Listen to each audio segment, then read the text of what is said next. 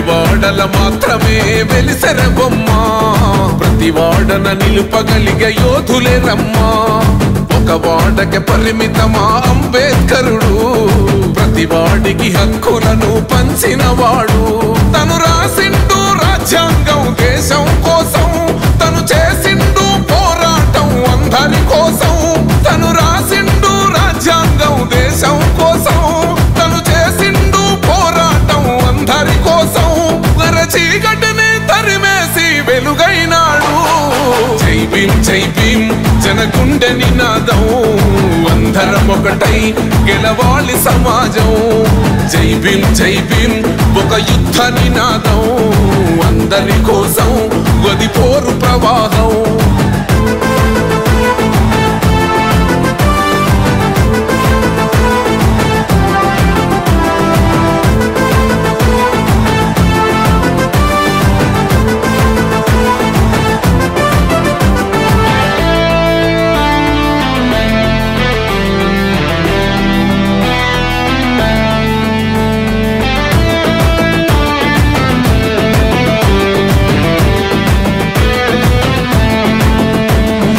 మాకెందుకు మాది కాదు డాక్టర్ బిఆర్ అంబేద్కర్ 134వ వర్ధంతి సందర్భంగా మంచిర్యాల ఎపిసోడ్ లో భారీగా జనంతో బర్త్డే సెలబ్రేషన్ చేయడం జరుగుతుంది. ఇక్కడ గత 24 సంవత్సరాల నుంచి అంబేద్కర్ జయంతి ఉత్సవాలు మంచిర్యాల నుంచి భారీగా చేయడం జరుగుతుంది.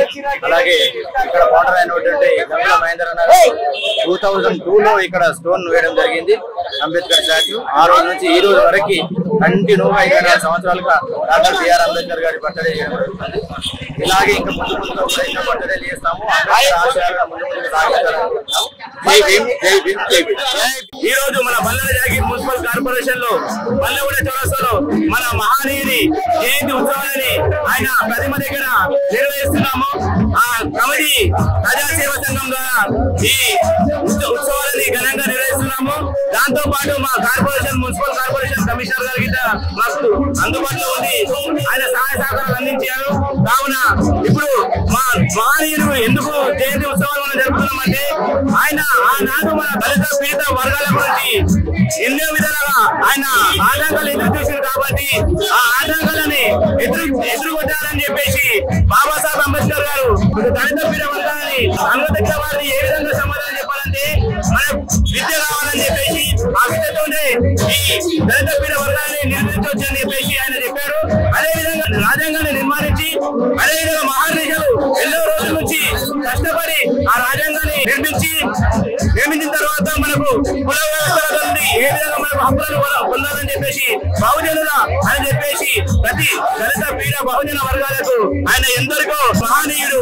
ఆయన చేసిన స్ఫూర్తి మనం చిరకాలం మర్చిపోవద్దు. ఎందుకంటే రాబోయే కాలానికి మనము రాబోయే యువత కింద మనము స్ఫూర్తిని బాబాసాహెబ్ అంబేద్కర్ గారి స్ఫూర్తిని నింపాలని చెప్పేసి ఈ ప్రజాసేవ సంఘం ద్వారా ఈ కార్యక్రమం నిర్వహిస్తున్నాం. కావున ఈ అందరికీ ప్రత్యేక ధన్యవాదాలు. జై భీమ్.